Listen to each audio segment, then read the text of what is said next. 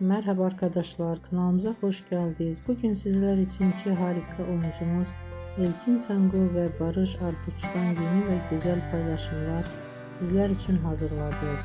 Kiralık Aşk dizisinde rol almış ve herkes tarafından beğenilmiştir. Biz de sizler için onların güzel ve romantik karelerini hazırladık. Bu videoların devamlı gelmesini istiyorsanız kanalımıza abone olup yorum yazmayı unutmayın. Böylelikle bizden bu kadar.